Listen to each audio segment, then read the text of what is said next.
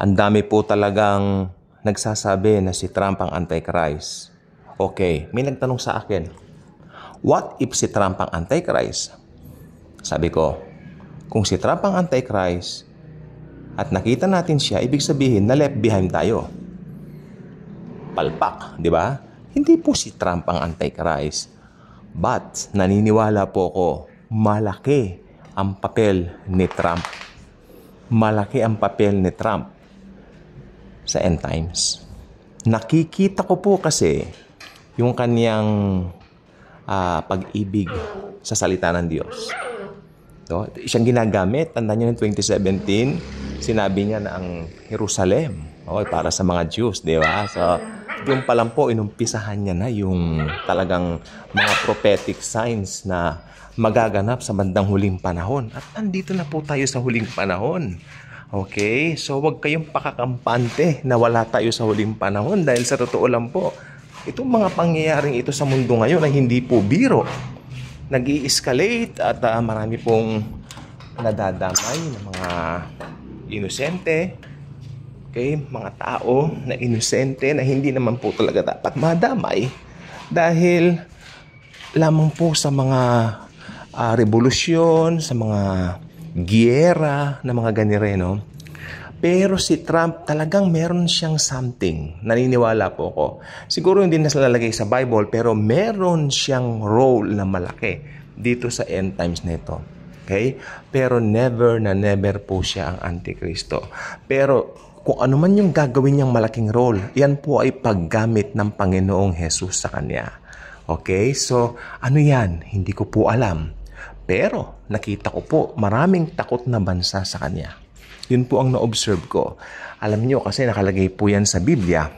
Kung ikaw ay nasa Panginoon at ginabayan ka ng Panginoong Jesus, okay? Maraming mga tao, maski matataas na tao pa, i-cause niya na ikaw ay katakutan. O igalang, di ba? Siguro hindi naman takot, ginagalang lang nila si Ginoong Trump. Amen? Ayan ang magandang, actually si Trump, magandang larawan ng isang Kristiyano kasi meron siyang paninindigan sa tama. Nakita niyo po ba yon? Okay, marami siyang ipapatupad na niyayakap na ng mundo na parang common ngayon na mali, na hindi sinasayunan ng Biblia. Pero sabi niya, itutuwid natin ang mga mali sa bansang ito. Sa Amerika, sabi niya. So, alam niyo pong sinasabi ko, we are a channel na hindi nagne-naming names, no? Pero alam niyo ang sinasabi ko.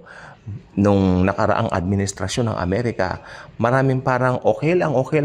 Pero this one, talagang merong paninindigan. Ayun ang bilib ako sa kanya. Meron siyang paninindigan sa Word of God.